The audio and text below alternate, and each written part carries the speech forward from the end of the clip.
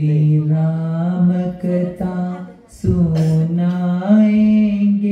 हम, सुनना बालक की तरह तुम।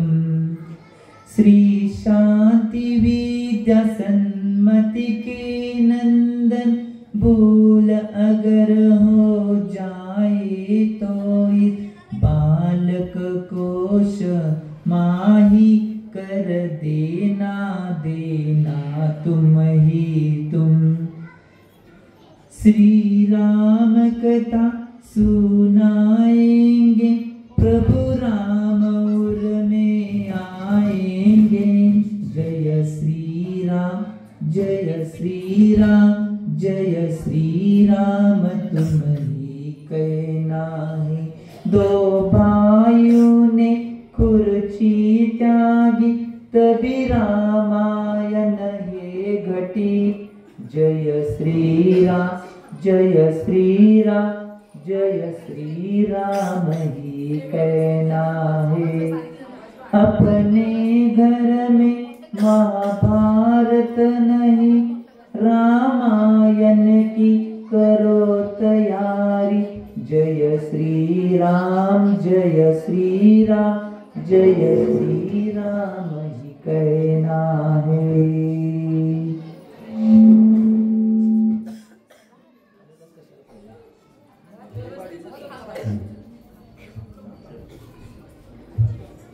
भव्य जीव हो,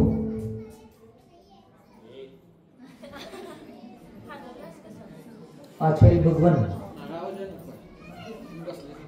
रविसेन स्वामी जी श्री राम कथा या माध्यमातून पर्वतीच्या भागामध्ये आचार्य भगवंतांनी रामकथेमधील जन्मोत्सव साजरा करून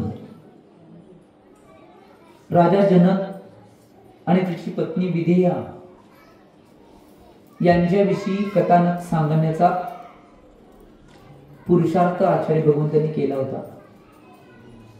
आणि आज तोच पुरुषार्थ आचार्य भगवान रविसेन स्वामीजी पद्मपुराणांच्या माध्यमातून श्री राम कथा आपल्या समोर ठेवत आहेत। ज्यावेळी श्रीनिक राजानं भगवान महावीरांच्या संरक्षणामध्ये राजा जनकाची उत्तम कथा मला सांगावी अशी इच्छा प्रकट केल्यानंतर गौतम गंधर्वांच्या माध्यमातून ती कथा सांगण्यास प्रारंभ झाला।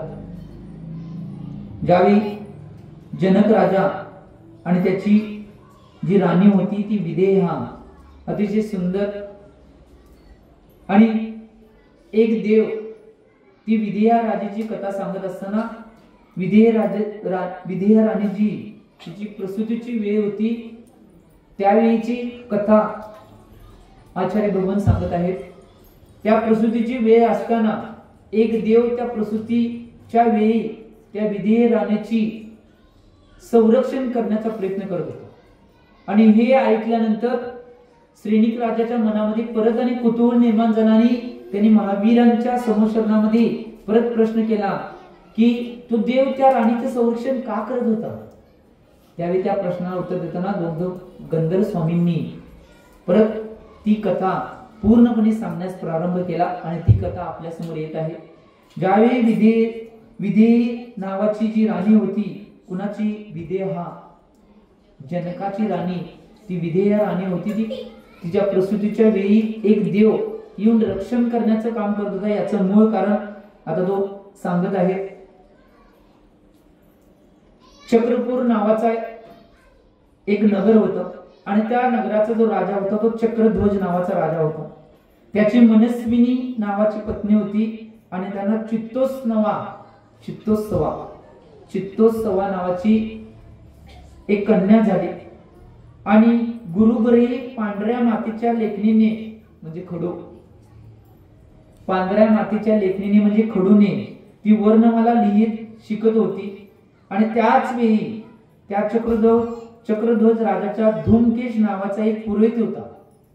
त्या राजाचा पुरोहित जो राजाचं सर्व काही काम करण्याचं काम करतो त्याला पुरोहित म्हटलं जाते। तो पुरोहित होता। त्या पुरोहिताची स्वाहा नावाची पत्नी होती आणि त्या पत्नीच्या उदरी पिंगल नावाचा एक पुत्र जन्मास आला. त्याचं नाव पिंगल होतं. आणि तो पिंगल नावाचा पुत्र जन्म आल्यानंतर तो पिंगल आणि ती विदेहा राणीची कन्या चित्तोत्सवा ही एकाच गुरुच्या घरी अध्ययन करत होती. आणि जी दोघंही एकाच घरामध्ये त्या गुरूंच्याकडून त्या मातीच्या लेखणीतून म्हणजेच खडूने त्या गुरूंच्या एकाच ठिकाणी शिक्षण घेण्याचं काम करत.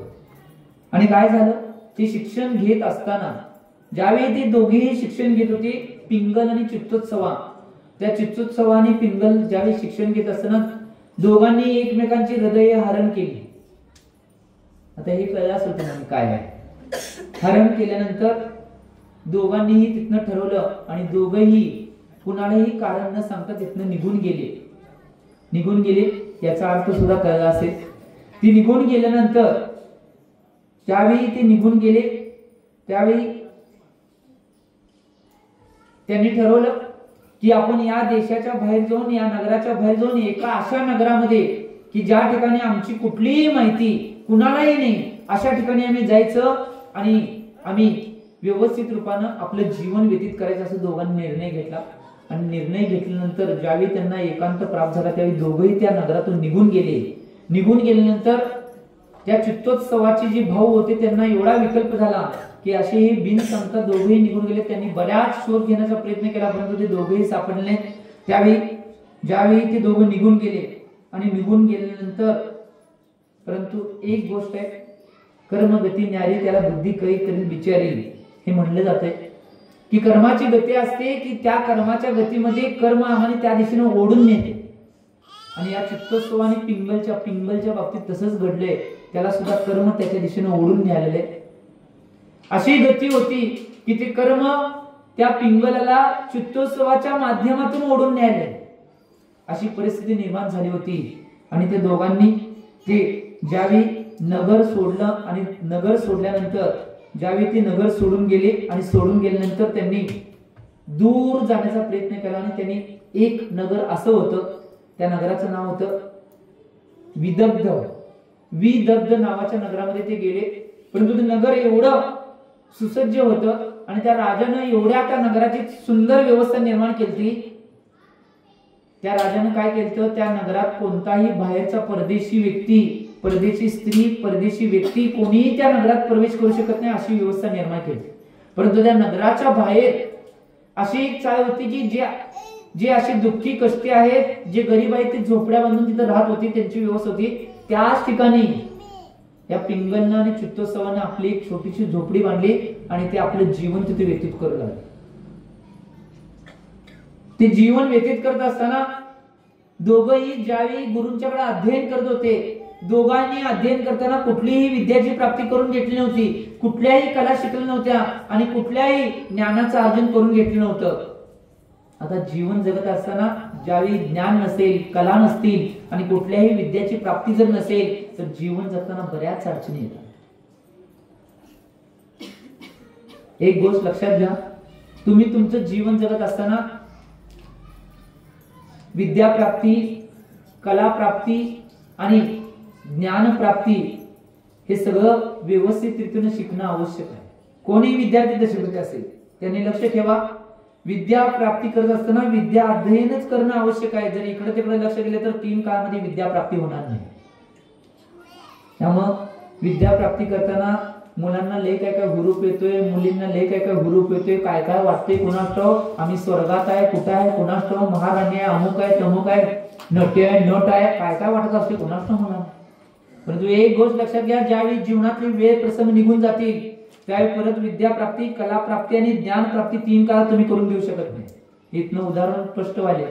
परत पुढे चालू होते पिंगल आणि चित्तोत्सवाची कहाणी. चित्तोत्सवा ही दोघंही आपलं जीवन व्यतीत करायला परंतु कोणतीही विद्या, कला, ज्ञान प्राप्ती केली नव्हती शालेय जीवनामध्ये. आता जीवन जगताना एवढे कष्ट आले परंतु तो पिंगल काय करू लागला, त्या तिचा असलेली की नाही जंगलामध्ये जाऊन लाकडं तोडायची आणि ती लाकडं विकायची आणि त्यातून आपलं जीवन जगायचं असं काम करत.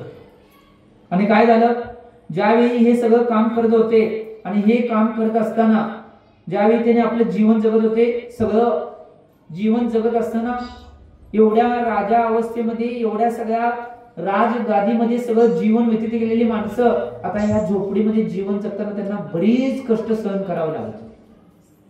कारण की पिंगल होता, तो पिंगल कोण होता? राजकुमार होता. आणि ही चित्तोत्सवा कोण होती? पुरोहिताची मुलगी होती. त्यामुळे ऐशोआरामध्ये जीवन जगले. आणि आता जीवन जगताना असं वाटले की एक एक दिवस पुढे जातोय की नाही जीवनाचा कुणास ठाऊक. परंतु काय झालं, त्यावेळी त्या नगराच्या म्हणजे विदग्ध नगराच्या बाहेर त्यांनी झोपडी बांधून राहत होते. त्या नगराचा जो राजा होता, त्या राजाचं वडिलांचं नाव प्रकाश सिंह आणि त्याची जी पत्नी होती प्रवरावली, यांचा पुत्र कुंडल मंडित नावाचा पुत्र होता. तो विदग्ध नगराचा राजा होता. आणि काय झालं, एक दिवस तो शत्रू राष्ट्रांच्या मनामध्ये भीती उत्पन्न करणारा असा राजा होता. इकडे तिकडे फिरत असताना वेगवेगळे शत्रू त्याला घाबरायचे. एवढा तो पुरुषी आणि क्षत्रिय स्वभावाचा कुंडल मंडित नावाचा राजा होता. आणि त्यावेळी तो राजा एक दिवस नगराच्या बाहेर जात असताना, ज्यावेळी नगराच्या बाहेर तो जात होता आणि नगराच्या बाहेर जात असताना जिथं सगळ्या झोपड्या होत्या त्या झोपडीच्या तिथनं त्यांचा रथ जात होता. आणि त्या कुंडल मंडितनं ज्यावेळी त्याचं लक्ष चित्तोत्सवाकडे गेलं, त्याचं लक्ष सगळीकडे उठलं आणि फक्त एकच भावना आली की ही चित्तोत्सवा माझी राणी बनली पाहिजे. मनात भावना आली की कथा का सांगायला पुढे कळणार आहे, आता काय काय चालू आहे बऱ्याच जणांना काही कळलं. परंतु कथा ज्यावेळी पुढे जाणार आहे त्यावेळी कळणार आहे की या खरोखर कथेमध्ये काय आहे. ही ज्यावेळी पुढे येणार आहे त्यावेळी कळते. त्यावेळी तो नगरामध्ये गेल्यानंतर तो कुंडल मंडित एवढा विदग्ध झाला, मन त्याचं एवढं विचलित झालं, तो इकडे तिकडे फिरला. त्याच्या मनामध्ये एकच होतं की काही करून मला चित्तोत्सवाला प्राप्त करायचं. त्याने एका दासीला ते काम दिलं की तुला योग्य वाटेल तेवढं बक्षीस दिलं जाईल, परंतु काही करून चित्तोत्सवाला माझी राणी बनवायचं. हे झाल्यानंतर त्या दासीने ती सगळं काम केलं आणि ती चित्तोत्सवा कुंडल मंडितकडे निघून गेली.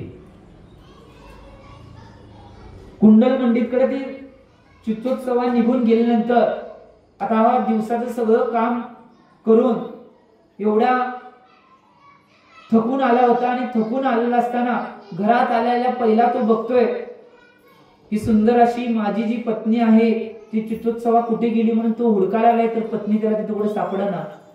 एवढा तो व्याकुळ झाला की माझी पत्नी कुठे गेली. सगळीकडे तिने शोध घेतला, इकडे तिकडे फिरला, इकडे तिकडे नगरामध्ये सगळ्याकडे बातमी दिला, परंतु चित्तोत्सवा कुठेही त्याला मिळेना. तो खुळा झाल्यासारखं इकडे तिकडे फिरू लागला.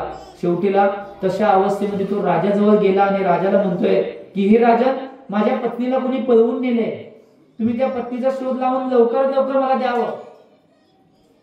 राजांना लगेच नाटक चालू केलं. कुंडल मंडित त्यानं मंत्र्याला एका बोलवलं आणि सांगितलं, हे मंत्रीगण, याची पत्नी कुठं हरवलेली आहे, त्या पत्नीला लवकर लवकर शोध काढून द्यावा. तो दुसरा मंत्री त्याला राजाने डोळ्याने खुणवून सांगितलं होतं. तो दुसरा मंत्री म्हणतोय की राजन, मी परवाच ज्यावेळी पोधनपूरच्या मार्गावर मी गेलो होतो त्यावेळी माताईंचा एक आरेकनचा समूह जात होता, त्या समूहामध्ये याची पत्नी होती. हे ऐकल्या तो कोण,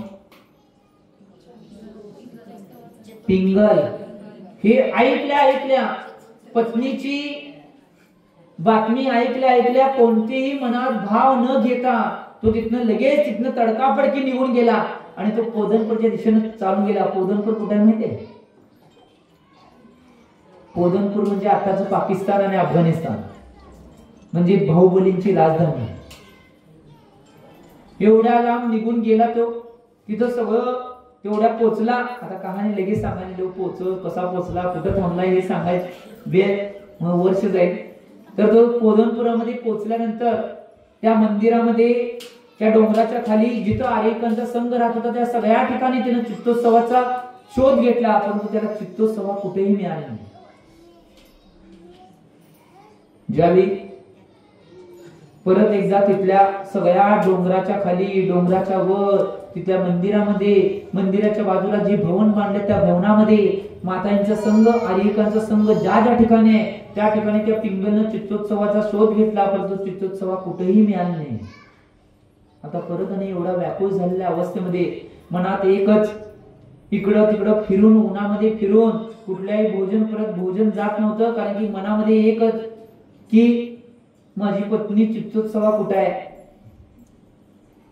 तुमच्या घरातलीच कथा आहे, इथं फक्त त्यांची चालू आहे, इथं बी तसंच होते. हाच मोह आहे, ही गोष्ट लक्षात घ्या. कर्म सिद्धांत हाच आहे की आम्ही सगळ्यांच्यात गुंतोय म्हणून आम्ही अडकतोय.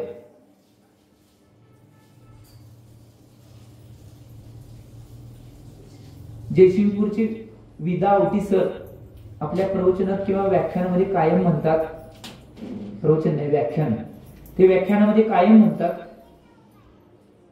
रंगाती रंगुनी रंग माझा वेगळा आणि गुंत्यात गुंतुनी पाय माझा मोकळा.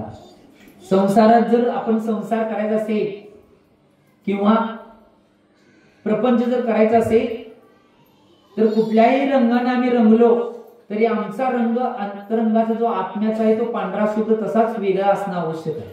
कुठल्याही गुंत्यात आम्ही गुंतलो तर तो गुंता फक्त गुंतण्यापुरता आहे, परंतु आमचा पाय कायम मोकळाच राहायला पाहिजे. ही सगळ्यात महत्वाची संसाराची आणि प्रपंचाची रीत आहे. तो एवढा दुःखी कष्टी झालता, इकडं तिकडं फिरून जळलेले लाकूड असते तसं जळलेल्या लाकडापर्यंत काळा मिट्ट पडून तो इकडं तिकडं फिरत होता. आणि त्याच वेळी त्याच्या जीवनामध्ये जेवढ्या वेळी तो इकडे तिकडे फिरत होता, तो फिरत असताना सगळं बघितला, इकडे तिकडे फिरला, परत फिरून परत विदग्ध नगरीमध्ये आला, तिथं आणि परत शोध घेतला, परंतु परत चित्तोत्सव मिळाला नाही म्हणून आणि इकडे तिकडं खुल्यासारखं होऊन फिरू लागला. आणि त्याच वेळी त्याच्या जीवनामध्ये एक घटना घडते. त्याच वेळी त्याच्या जीवनामध्ये एक घटना घडल्यानंतर ज्यावेळी तो एका नगराबाहेर फिरत असतोय, त्यावेळी नगराबाहेर फिरत असताना त्याला एका नगराबाहेर आचार्य आर्यगुप्त नावाचे दिगंबर मुनी दिसले. आणि तो त्यांच्यापाशी गेला, दोन्ही हात जोडला आणि नमोस्तु महाराजांना नमोस्तु केला. आणि केल्यानंतर तो नमोस्तु केल्यानंतर आनंदित होऊन त्या मुनींच्याकडे काय करतोय, मुनींना म्हणतोय मला धर्माचं सत्य समजावून सांगावं. संसाराची रीत कळल्यावर धर्म आपोआप कळतोय. संसाराची रीत कळल्यानंतर धर्म आपोआप कळतोय. त्याप्रमाणे या पिंगलला सुद्धा ज्यावेळी मुनी महाराजांचं सानिध्य प्राप्त झालं, मुनी महाराज मिळाले, त्यावेळी तो मुनी महाराजांच्याकडे निवेदन करतोय की हे सगळं एवढं असं धर्मात एवढं सगळं संसाराचं प्रपंचाचं सगळं विपरीत आहे, त्या विपरीतून मला धर्माचं सत्य स्वरूप काय तुम्ही सांगावं. एवढं म्हणल्यानंतर ज्यावेळी आचार्य महाराजांच्या चरणी त्यानं निवेदन केल्यानंतर ज्यावेळी त्या आचार्य महाराजांनी त्याला धर्माचं स्वरूप सांगायला चालू केलं आणि बऱ्याच गोष्टी धर्माच्या जवळजवळ बरेच उशीरपर्यंत त्या धर्माच्या सगळ्या गोष्टी त्या पिंगलला आचार्य महाराजांनी सांगून टाकल्यानंतर ते श्रवण ऐकल्या त्याच्या जीवनामध्ये त्याला वैराग्य निर्माण झालं. आणि वैराग्य निर्माण झाल्यानंतर तो वैराग्य ज्यावेळी झाल्यानंतर तो शांत चित्ताने त्या महाराजांच्या जवळ उभारून जिन शासनाची तो प्रशंसा करू लागला की जिन धर्म असा आहे, जिन धर्माचं स्वरूप असं आहे, हे सगळं तो बोलू लागला. आणि तो बोलू लागल्यानंतर त्यावेळी तो म्हणतोय की अहो जिनेंद्रांनी उपदेशलेला हा धर्म अत्यंत उत्कृष्ट आहे. तो स्वतः महाराजांच्या पुढे म्हणू लागला. आता महाराजांना लक्षात आलं की हा निश्चित रूपानं भव्य जीव आहे किंवा याच्या मनामध्ये जी धर्माविषयी जी अंतरंगामध्ये गोडी आहे त्या गोडीला आपण स्थान देणं आवश्यक आहे. म्हणून महाराजांनी परत आणि जिन धर्माचं कथन त्याच्या समोर केल्यानंतर त्याचं वैराग्य परत आणि दृढ झालं. आणि वैराग्य दृढ झाल्यानंतर त्यानं गुरूंच्या चरणावर आपलं मस्तक टेकवून त्या गुरूंना विनंती केली की मला तुम्ही दीक्षा देऊन उपकृत करावे. ज्यावेळी हे शब्द काढले त्यावेळी गुरु महाराज सुद्धा त्याकडे बघू लागले की हा फक्त 1-2 दिवसात माझ्याजवळ आलाय आणि एवढ्यात त्यानं दिगंबर दीक्षेची मागणी केलेली आहे, परंतु तरी सुद्धा गुरुराजांनी ती मागणी मान्य केली आणि त्याला दिगंबरी दीक्षा दिली. झाली दिगंबर दीक्षा. दिगंबर दीक्षा झाल्यानंतर तो आता वेगवेगळ्या नदी, पर्वत, दुर्ग, नगर, नगराच्या बाहेर जी काही जिनालय असतील त्या जिनालयामध्ये जाऊन वेगवेगळे धर्माचं अध्ययन, स्वाध्याय आणि कठोर असं तप तो करू लागला. परंतु कठोर तप करत असताना सुद्धा कधी कधी तिच्या मनामध्ये चित्तोत्सवाचे ध्यान येऊच लागले. हेच संसार आहे, हेच प्रपंच आहे. किती काय झालं म्हणून मी म्हणतोय की बाल ब्रह्मचारी होणं सोपं आहे. लग्न झालेल्यांनी वैराग्य घेऊन दीक्षा घेणं लय अवघड. आणि एवढं सगळ्यांना सारखं डोक्यात तेच सारखं थोडा आठवतोय एकमेकांना. त्यामुळे बाल ब्रह्मचार्यांना काय हेच नाही, लग्न केलं नाही, कुठला थोबडा आठवणार नाही आणि काय आठवणार नाही. कशाला आठवते, काय कोण आलंच नाही, थोबडा कसा आठवणार. त्यामुळे एक गोष्ट लक्षात घ्या, पडला नसला तर पडू नका, आणि पडला असला तर नाही, जेवढं प्रपंच करायचं तेवढंच पडा. लय बी आचार्य सन्मत महाराज कायम याच्यावर म्हणायचे, जोपर्यंत नाव पाण्यात आहे तोपर्यंत ठीक आहे, परंतु ज्यावेळी पाण्यात नावे येईल, बरोबर, नावेत पाणी काय, जोपर्यंत पाण्यात नाव आहे तोपर्यंत ठीक आहे, ज्यावेळी नावेत पाणी त्यावेळी मात्र सगळी क्रिया बघणार आहे. आम्ही जोपर्यंत संसारात आहे तोपर्यंत ठीक आहे, परंतु आमच्या ज्यावेळी संसार येईल त्यावेळी मात्र सगळं काही बिघडणार आहे, ही गोष्ट लक्षात घ्या. त्यामुळं आत्ताच सावध व्हा. मी सावधान करलोय, 4 महिने आले सावधान करले, 1 दिवस नाही, 4 महिने सावधानच करणार आहे. ऐकलं नाही तुम्हाला सावधान केलं की शुभमंगल ऐकलं नाही तेव्हा, आणि वर्ण बघत होता सावधान करताना, ऐकलं नाही त्यावेळी. परंतु ही संसाराची रीत अशी आहे, त्या पिंगलनं दीक्षा घेतल्यानंतर एवढं कठोर जालाग्नी, वेगवेगळ्या प्रकारच्या पर्वताचं, नद्यावर, वेगवेगळ्या मंदिरामध्ये, वेगवेगळ्या गुंफामध्ये, वेगवेगळ्या महालामध्ये एवढं कठोर तप करून सुद्धा त्या चित्तोत्सवेचं ध्यान तिच्या मनामध्ये त्या पिंगलच्या मुनी महाराज झाल्यानंतर सुद्धा येऊ लागलं.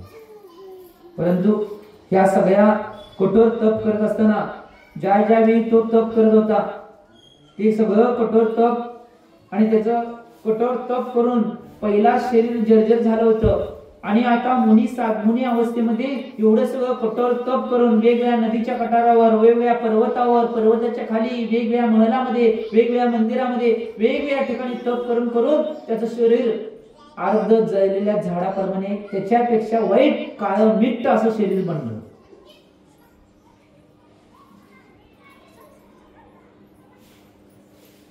ही कथा इथंच थांबत्या. गौतम स्वामी परत कथेला आणि ड्रायव्हर्ट करत आहेत. तो कुंडल मंडिताकडे आणि परत चालल्यात. जो कुंडल मंडित ज्यानं चित्तोत्सवेला हरण केलं आणि आपल्या राणी बनवून घेतलं होतं तिकडं आणि परत चालल्यात.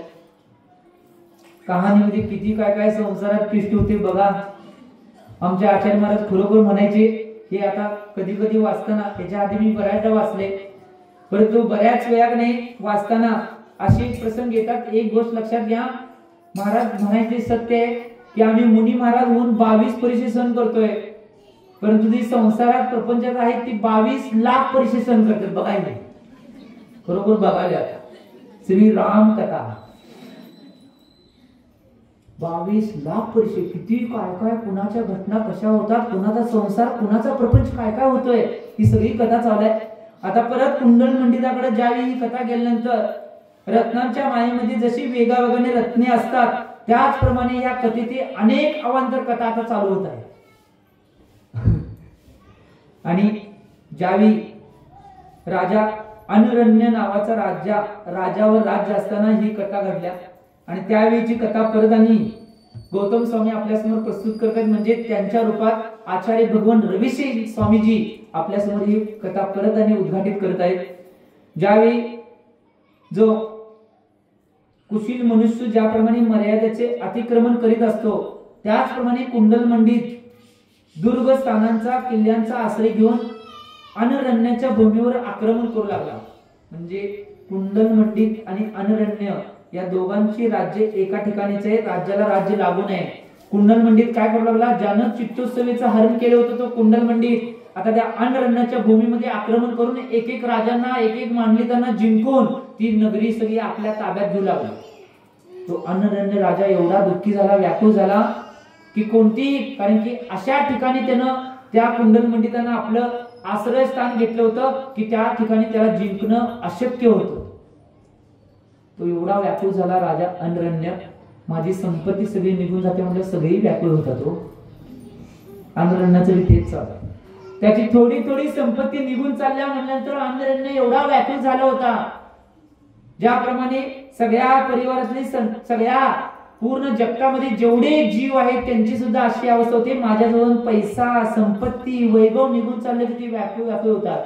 त्यांना जेवण दिसत नाही, झोप दिसत नाही, जगात सगळीकडे काय दिसतंय, ऐसा कैसा भी हो लेकिन पैसा हो, न बहन बड़ी है न भैया सबसे बड़ा हुशार, सगळं माहिती तुम्हाला.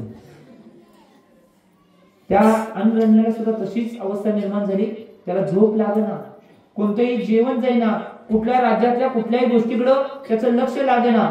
परंतु या सगळ्या गोष्टी झाल्यानंतर जो अनरण्य आहे तो अनरण्य आपल्या राज्यसभेमध्ये व्याकुळ होऊन बसला होता आणि त्या बसल्या असताना सगळ्या क्रिया त्याच्या थांबल्या होत्या आणि सगळ्या क्रिया थांबलेल्या असताना त्याचं लक्ष फक्त एकच होतं की काही बी करून मला कुंडल मंडितला पराजित करायचं आहे, ते कसं करता येईल याच्याकडे रणनीती ठरवण्यामध्ये तो मग्न होता.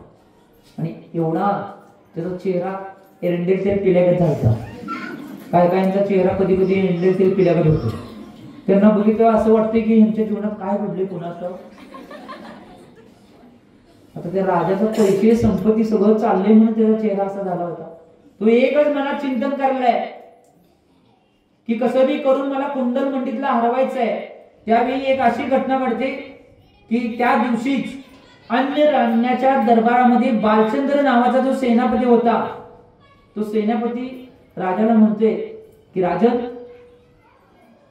मी एक दिवस झालं बघाले राजन की तुमचा चेहरा इतका उदास दिसायलाय की तुमच्या जीवनामध्ये तुम्हाला काय तर संकल्प विकल्प झाले म्हणून तुमचा चेहरा असा पडलेला आहे. ते संकल्प विकल्प काय ते मला सांगा. त्यावेळी राजानं त्या बालचंद्र सेनापतीला सांगितलं की हे सेनापती, माझा चेहरा उदास आहे याचं मूळ कारण काय असेल तर माझ्या शेजारचा जो राज्याचा राजा आहे तो कुंडल मंडित, त्यानं माझी एक एक नगर जिंकण्याचा पूर्णपणे कयासच केला आणि त्या कयासामध्ये तो पूर्णपणे यशस्वी झालाय. माझी एक एक नगर एक एक राज्य तो जिंकत चाललेला आहे. मी कितीही प्रयत्न केला तर त्याला हरवू शकत नाही, यासाठी मी उदास आहे. एवढं ऐकल्यानंतर तो बालचंद्र सेनापती होता, तो सेनापती तिथंच त्या आपल्या सिंहासनावर उभारतोय आणि तो आपला हात पुढे करतोय आणि राजांना म्हणतोय की हे अनरण्य राजन, मी तुमच्या समोर शपथ घेतोय, ज्या दिवशी मी त्या कुंडल मंडितला हरवून येईल किंवा त्याच्या राज्यातून हाकलून काढेल किंवा त्याचं सगळं राज्य जिंकून येईल, त्याच वेळी तुम्हाला मी माझा चेहरा दाखवीन अशी मी शपथ ग्रहण करतोय म्हणतोय. आणि तो शपथ घेतोय आणि तिथनं निघून जातोय. जीवनामध्ये एक गोष्ट लक्षात घ्या, कितीही मोठा पराक्रमी असला, कितीही मोठा योद्धा असला, कितीही मोठा राजा असला, परंतु जर या राजाजवळ न्यायनीती जर शिल्लक राहिली तर त्याचं राज्य शिल्लक राहू शकत नाही. कुंडल मंडित एवढा राजा मोठा होता परंतु त्याच्याजवळ न्यायनीती नव्हती, कारण की दुसऱ्याच्या पत्नीचं त्याने हरण केलं होतं. ही मोठी सगळ्यात मोठा कर्माचा बंध होता. तर बालचंद्र सेनापती होता, तो सेनापती आपल्या सैन्याचे त्या कुंडल मंडितचा पराजय करण्यासाठी अतिशय वेगवान रूपाने त्या कुंडल मंडिताच्या राज्यावर आक्रमण करण्यासाठी तो जात होता. आणि त्याच वेळी त्या कुंडल मंडिताची राजाची मृत्यू भ्रष्ट झाली आणि तो फक्त चित्तोत्सवेमध्येच मग्न राहिला. कुठल्या सेनापतींच्याकडे, कुठल्या मंत्र्यांच्याकडे, कुठल्या सेनेकडे आणि कुठल्याच मांडलिकांच्याकडे तो लक्ष देऊन राहिला. फक्त त्याचं लक्ष चित्तोत्सवीकडे होतं आणि तो चित्तोत्सवीमध्येच मग्न होता. आणि याच संधीचा फायदा जो बालचंद्र नावाचा सेनापती होता त्या सेनापतीने घेतलं आणि त्या सेनापतीने एक एक राजांना, एक एक मांडलिकांना, एक एक मंत्र्यांना आपलंस करून घेतलं आणि त्याच वेळी कुंडल मंडित राजावर हमला केला आणि त्या राजाला पूर्णपणे बंदित केलं आणि त्या राज्यातनं तोंडाला काळं पासून हाकून काढलं. जगामध्ये युद्ध 3 गोष्टीसाठीच होते. आचार्य सन्मासाहेब महाराज कायम सांगायचे, एक तर पैशासाठी, दुसरं स्त्रीसाठी किंवा तिसरं जमिनीसाठी. एवढी संपत्ती असणारा, एवढा हुशार असणारा, एवढ्या राज्यांना जिंकणारा आणि एवढ्या राज्यावर त्याचं प्राबल्य असणारा जो राजा आहे, एका स्त्रीमुळे तिथं पराजित झाला आणि त्यानं सगळं आपलं राज्य गमवून आपला अपमानित होऊन त्या राज्यातून बाहेर पडला. बालचंद्र राजाने ती राज्य जिंकलं, तिथल्या दुसऱ्या राजांना आपल्या त्या गादीवर बसवलं आणि तो अनरण्य राजाकडे परत आला आणि अन्य राजाला बातमी दिली की राजन, मी कुंडल मंडितचा पराजय करून त्याचं राज्य जिंकून त्याला हाकलून काढलेलं आहे आणि आता सगळं राज्य तुमचं आहे. या दोन्ही देशावर कोण राजा असेल तर तुम्ही अनरण्य, तुम्हीच राजा आहात. माझे जे महाराज आहेत, माझे राजे आहेत, तेच आता याच्यावर आधिपत्य गाजवून दुसरे कोणीही आधिपत्य गाजवू शकणार नाही. अतिशय अनरण्य इतका आनंदित झाला. आणि ती एक गोष्ट लक्षात घ्या, ज्याच्याजवळ पुण्य आहे, ज्याच्याजवळ धर्म आहे, ज्याच्याजवळ न्यायनीती आहे, त्याच्याजवळ दुसरं काही नसलं तर त्याचा विजय मात्र निश्चित आहे, कारण की त्याच्याजवळ धर्म आहे. त्या अनरण्यानं त्या सैन्यापतीला योग्य ते बक्षीस दिलं आणि तो आनंदात न्यायनीतीपूर्वक धर्मासहित राज्य करू लागला. सगळ्या ठिकाणी कुणाची प्रजेची काही प्रश्न असतील ते सगळे प्रश्न सोडवून न्यायनीतीपूर्वक तो आपलं जीवन व्यतीत करत होता अनरण्य. आता हा मात्र सगळ्या वनाराणामध्ये, गिरिकंदरामध्ये इकडे इकडे वन रण मन फिरायला लागला. मनामध्ये याचा भाव एकच की माझं सगळं राज्य निघून गेले, माझ्याजवळ आता कुठलंही राज्य नाही, कुठलंही काही माझ्याजवळ नाही, असं निश्चित रूपानं तो कुंडल मंडित म्हणू लागला. आणि कुंडल मंडित आता त्याच्याजवळ कुठला पैसा, वैभव, संपत्ती नव्हतं, फक्त एकच संपत्ती शिल्लक राहती, शरीररूपी. दुसरी संपत्ती सगळी गेली आणि ती एक संपत्ती तो घेऊन पायानं, जो कधी पायानं चालला नाही तो आता पायानं पृथ्वीवर विहार करू लागला. जो कायम रथामध्ये, हत्तीवर, वेगवेगळ्या साधनांच्या माध्यमातून किंवा पालखीतून फिरत होता, तो आता पायी पृथ्वीवर फिरू लागला. जीवनामध्ये कर्माची गती अशीच असते, एक जीव जीवनात सगळ्यांना भारी पडते, एक चूक जीवनामध्ये सगळ्यांना भारी पडते. आणि या कुंडल मंडितच्या बाबतीत सुद्धा असंच घडलंय की त्याच्या जीवनातली एक चूक त्याला आपलं राज्य गमवायला लावून गेली. कारण की परस्त्री हरण करणे हा सगळ्यात मोठं पापाचा बंध आचार्य भगवंतांनी ग्रंथात सांगितले. त्यावेळी तो कुंडल मंडित दुःखी होऊन पश्चाताप करून इकडे तिकडे भटकत होता. आणि भटकत भटकत असताना एक दिवस एका तपोवनामध्ये तो गेल्यानंतर तिथं तपोवनामध्ये एक दिगंबर मुनिराज त्याला भेटले.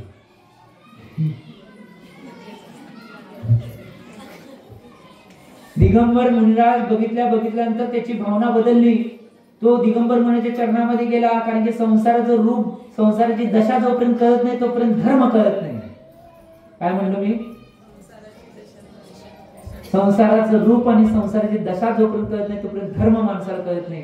ज्यावेळी दुःख आणि संकट आणि नैराश्य जीवनामध्ये येते त्याच वेळी धर्माची आठवण येते. परंतु एक गोष्ट लक्षात घ्या, संत कबीरदास म्हणतात, दुख में सुमरन करे, सुख में सुमरन सब करे, दुख में करे ना कोय, जो सुख में सुमरन करे उसको दुःख काहेसे हो. आम्ही दुःखामध्ये तेवढं भगवंतांना आठवतोय की हे भगवान वाचव, आम्ही दुःखात आहे. आता आठवणार. कोरोनाच्या काळात सगळ्यांना, भारतामध्ये सगळ्यात जास्त जैन धर्मामध्ये धर्म कवा केला असेल तर कोरोनाच्या काळात.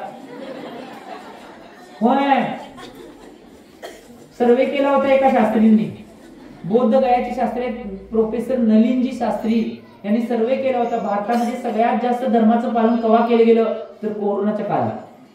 का माहितीये का? सगळ्यांना मरण दिसत होतं तेव्हा. केव्हा जातो कुणास भगवान वाचव. हा इतर टायमाला भगवंतांना आठवण करणार नाही, भगवानांना बोलणार नाही, नुसतं मरायच्या वेळी तेवढं भगवान वाचव वाचव म्हणणार. वे म्हणून म्हटलं होतं मी मगाशी, दुख में सुमरन सब करे सुख में करे ना कोय, जो सुख में सुमरन करे उसे दुःख काहीसे होय. आम्ही जीवनात एक गोष्ट लक्षात घेणं आवश्यक आहे, ज्या ज्यावेळी आमच्याकडे सुख असणार आहे त्या सुखामध्ये सुद्धा भगवंतांचं आम्ही सुमरण करणं आवश्यक आहे. नुसतं दुःखात करण्याची आवश्यक. आमच्या जीवनात दुःख कधी येणारच नाही. तुम्हाला ही संधी द्यावी, मी सूत्र तुम्हाला दिलंय. तुमच्या जीवनात ज्या ज्यावेळी सुख असेल त्यावेळी धर्म करायला कधी विसरू नका. जेवढी जेवढी संधी धर्माची मिळते तेवढी करा. 4 महिने तर आता हायच, सवय लावून जातो. यान माडो निम माडली. परंतु याला सुद्धा तवाच कळलं की बरोबर धर्माचं महत्व काय. मुनिराजांच्या ज्यावेळी शरणामध्ये तो गेला, तो अतिशय ज्यावेळी मुनिराजांच्या शरणात गेला, मुनिराजांना तपोवनामध्ये तो भक्तिभावपूर्वक 3 वेळा नमस्कार केला. परंतु नमस्कार करून इकडे जरा जात होता आणि त्याच वेळी जात असताना त्याला जाणवलं की आता माझं शरीर रोगग्रस्त झालंय, मला शरीर साथ देना, त्याची जी जोड आहे ती जोड निकळत आहे असं त्याला वाटू लागलं. माझ्या शरीरातून प्राण निघून जाणार आहे असं वाटू लागलं. म्हणून तो परत तिथनं परत वळला आणि परत मुनी महाराजांच्या चरणामध्ये गेला आणि परत भगवान मुनिराजांना म्हणते, हे भगवान नमस्तु नमस्तु नमस्तु. आणि त्यावेळी त्या कुंडल मंडितांनी त्या आचार्यांना विचारले की हे भगवान, दीक्षा घेण्याचे सामर्थ्य नसलेल्या व परिग्रहामध्येच मग्न असलेल्या माणसांसाठी एखादा धर्म आहे की नाही. काय प्रश्न विचारला बघा, की एक दीक्षा घेण्याचं ज्यांच्याजवळ सामर्थ्य नाही आणि सगळ्या परिग्रहामध्ये जे मग्न असणारे जीव आहेत त्या पापी जीवांसाठी एखादा धर्म कोणता आहे की नाही असा प्रश्न केला. शंका मनामध्ये आले, धर्म आता आठवायलाय. त्यावेळी मुनिराजांनी सुद्धा आणि पुढे तो म्हणतोय की 4 संज्ञामध्ये मन असलेला जीव पापापासून कशा प्रकारे मुक्त होऊ शकतोय हे सांगावे. तो प्रश्न काढलाय. ही माझी जाणून घेण्याची इच्छा आहे आणि हे भगवान याचं स्पष्ट विवेचन तुम्ही मला करून सांगावं. कुंडल मंडिताच्या ह्या प्रश्नावर ते दिगंबर मुनिराज किंवा आचार्य सांगू लागले की प्राण्यावर दया करणे हा धर्म मानला गेला आहे. आत्मनिंदा विगरहना करून माणसे पापापासून मुक्त होऊ शकतात. काय सांगितले? 2 कारण सांगितले बघा, आत्मनिंदा आणि विगरहना. विगरहना म्हणजे काय? वीरगहना म्हणजे आपल्या स्वतःची निंदा करायची अंतरंगामध्ये. ज्यावेळी कुठली पापाची कार्य कुठल्या कुठल्या गोष्टी करतोय त्यावेळी अंतरंगा मनाला सारखं टोचणं द्यायची की तू हे चुकलाय चुकलाय चुकलाय चुकलाय. हे कधी करत नाही म्हणून आमचं पाप वाढाले. आत्मनिंदा बी करत नाही. आत्मनिंदा करणे म्हणजे याचा अर्थ काय की अंतरंगामध्ये सारखे टोचणं द्यायचे की चुकलाय चुकलाय, हे करायला पाहिजे करायला पाहिजे, धर्म करायला पाहिजे करायला पाहिजे करायला पाहिजे. आत्म्याला सांगा, सांगतोय नाही सांगा. त्यावेळी त्या 2 गोष्टीनं त्यावेळी आचार्य महाराज किंवा मुनी महाराज सांगतात, जर का तू खरोखरच शुद्ध धर्म धारण करू इच्छित असशील तर वीर्य आणि रज याच्यापासून उत्पन्न झालेल्या मांस भक्षण करू नकोस. महाराजांनी काय उपदेश दिला? वीर्य आणि रजापासून झालेले जे मांस आहे ते मांसाचं भक्षण तू जीवनात कधी करू नकोस, म्हणजे मांस त्यागी तू बन, हे महाराजांना सांगायचं होतं त्यावेळी.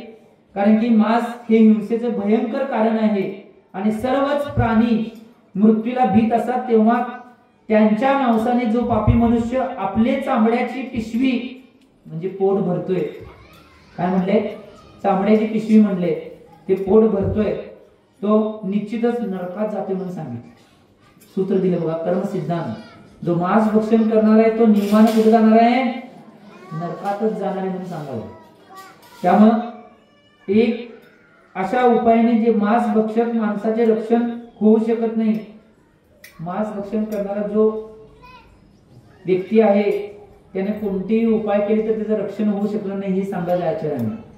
ते पुढे म्हणतात तीर्थ स्नान करणे, दान करणे, उपास करणे वगैरे कोणत्याही क्रिया मांस भक्षीने केल्या तर त्याला नरकात पडण्यापासून कोणीही वाचवू शकत नाही. एक गोष्ट लक्षात घ्या, जीवनामध्ये आचार्यांनी एवढं मांस भक्षणचं उद्घाटन करून सांगितलेलं आहे की मांस भक्षी जीव आहे त्याचं अकल्याण ठरलेलं आहे. आचार्य भगवान सांगायला नरक्यात जाण्यापासून त्याला कोणीही वाचवू शकत नाही हे म्हणायचे. आम्हाला जर वाचायचं असेल जेवढं आम्ही त्याच्यापासून वाचायचं तेवढं चांगलं आहे. त्यावेळी हे सांगितल्यानंतर सर्व जातीतील गतीतील जीव पूर्व जन्मामध्ये कधी ना कधी तर या जीवाचे बांधव झालेच होते, तेव्हा मांस भक्षण करून तो आपल्याच नातेवाईकांचे भक्षण करतोय. काय सांगितले बघा, कुठल्या ना कुठल्या जातीत आता ज्याचं मांस भक्षण काही माणसं करतात ते मांस भक्षण करणारे जीव त्याचे मागच्या जन्मात ज्याचं मांस भक्षण करलाय तो कुठल्या कुठल्या भावात त्याचा नातेवाईक होता, मग नातेवाईकाचं मांस खायला आहे. आचार्य भगवानांनी सांगितले, मी सांगायला नाही, माझ्याकडे बघायला सगळेजण आचार्य महाराज सांगायला. त्यामुळं एक गोष्ट लक्षात घ्या, त्याच्या पुढे जाऊन, कारण की कितीही काय झालं तरी मांस हे काही वृक्षापासून कधीही उत्पन्न होत नाही, पृथ्वीचे भेदन करून उगवत नाही किंवा कमळाप्रमाणे पाण्यातून सुद्धा उत्पन्न होत नाही, औषधाप्रमाणे उत्तम द्रव्यापासून सुद्धा निर्माण होत नाही. ज्यांना आपले जीवन प्रिय आहे अशा गरीब बिचाऱ्या पक्ष्यांना, माशांना, पशूंना क्रूर माणसे ठार मारतात आणि मांस प्राप्त करतात. म्हणून दयाळू माणसे कधीही मांस खात नाहीत. जिच्या दुधाने आपले शरीर उद्दीपन झाले ती गाय, म्हैस किंवा आई समान होय, पण ती मेली की नीच माणसे तिचेच मांस खातात. नीच म्हणले, मी म्हणलं नाही, माझ्याकडे बघू नका. आचार्यांनी सांगितले मी पोचवाले. श्री राम कथाच्या माध्यमातून आचार्य बघून हे सगळं सांगायला. एवढं निंदा मांस खाणाऱ्या व्यक्तींची करायला, तशी कुठल्याही प्रकारची व्यसनं आमच्याजवळ असू नयेत आचार्य बघून हे सांगायला. त्या सप्त व्यसनापासून आम्ही जेवढं दूर होते तेवढं दूर होणे आवश्यक आहे हे सांगायला. त्यावेळी तो जो आहे कोण राजा होता, कुंडल मंडित राजा होता, तो आता राजाचा कोण झालाय, भिकारी. भिकारी झालाय. तो भिकारी विचारलाय की या सगळ्या याचं पापाचं वर्णन तुम्ही केला, परंतु नरकात गेल्यानंतर नरकातली स्थिती काय असते ही गुरु महाराजांना तर विचारले. कारण की त्याला आठवलं मी काय काय पाप केले, मी कुठे जाणार आहे, काय काय होणार आहे. गुरु महाराजांना विचारलंय की हे गुरु महाराज, मी किंवा कोणीही व्यक्ती नरकात गेल्यानंतर कुठल्या कुठल्या दुःखानं तो भोगतोय. आता गुरु महाराज नरकाचे कथन करणार आहे. एवढं भयानक कथन गुरु महाराज करणार आहेत की किती जीव पाप केल्यानंतर कुठल्या कुठल्या दुःखानं भोगतात, याचं कथन आचार्य महाराज उद्याच्या भागामध्ये आपल्यासमोर ठेवणार आहेत. कारण की कधी कधी काय होते इकडे लक्ष जात नाही, त्यामुळे आचार्य महाराज उद्याच्या भागामध्ये याचं कथन करणार आहेत. त्यामुळे जी आजची कथा ऐकली ती त्याचा बोध आपल्या जीवनात घ्यावा की अशा पद्धतीचे कुठलेही हिंसाची किंवा पापाची साधना आमच्या जीवनात कधी होता कामा नये. असं कोणतेही पाप आमच्याकडे घडू नये ही भावना अंतरंगात ठेवा आणि अशा कोणत्या गोष्टी करू नका. मी एवढीच भावना करतो, तुम्हाला सुद्धा अशा कुठल्या दुःखाला कधीही सामोरे जायला लागू नये. तुम्हाला उच्च उच्च पदांना प्राप्त करून उच्च पद म्हणजे महामोक्ष मिळावं एवढी भावना करतो. थांबतो. जेवढं आचार्य भगवान श्री सन्मत सागरजी महाराज की सुख की सब साथी दुख में ना को मेरे राम तेरा नाम एक साचा दो